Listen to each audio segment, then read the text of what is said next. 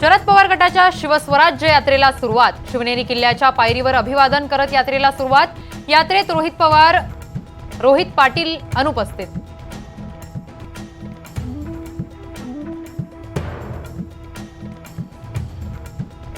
शिवनेरीच्या पायथ्याशी शरद पवार गटाच्या यात्रेला सुरुवात। रोहित पवार, रोहित पाटलांची गैरहजेरी। यात्रेचे नेतृत्व अमोल कोल्हेंकडे।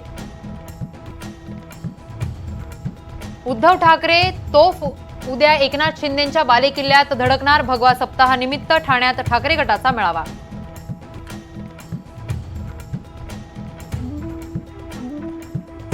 बुलढाण्यातील धक्कादायक प्रकार। महिलेच्या डोळ्यातून डॉक्टरांनी काढल्या 60 जिवंत अळ्या। डॉक्टरांच्या प्रयत्नांमुळे बचावला डोळा। दिव्यांगांना खराब रिक्षा दिल्याने बच्चू कडूचा संताप। अधिकाऱ्यांच्या कानशिलात लगावून विचारला जाब, त्यानंतर स्वतःच चालवली रिक्षा।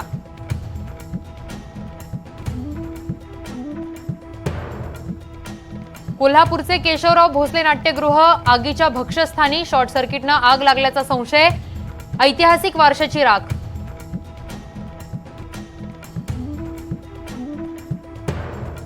पूजा खेडकर प्रकरणी दिल्ली उच्च न्यायालयात आज सुनावणी। पटियाला हाऊस कोर्टाने पूजा खेडकरचा अटकपूर्व जामीन फेटाळल्यानंतर उच्च न्यायालयात सुनावणी पार पडणार।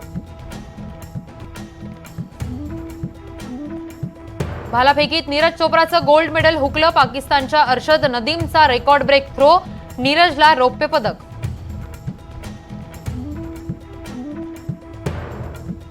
आम्ही रौप्य पदकावर समाधानी। नीरज चोप्राच्या आईची प्रतिक्रिया। पाकिस्तानचा अर्शदही माझाच मुलगा असल्याची भावना।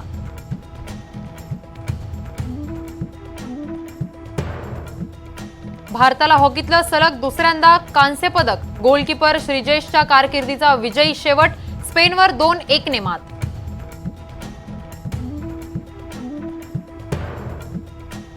रौप्य पदकासाठी विनेश फोगाटच्या स्पोर्ट्स कोट्यामधल्या अपिलावर आज सुनावणी। ऑलिम्पिकमधून अपात्रतेनंतर विनेशने केला होता अर्ज।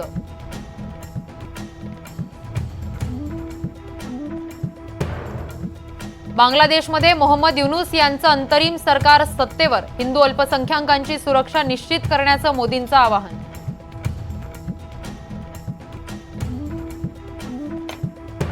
निवडणुका जाहीर होताच शेख हसीना बांगलादेशला परतणार। मुलगा साजिब जॉय याची माहिती। कुठल्याही देशात आश्रय मागत नसल्याचं केलं स्पष्ट।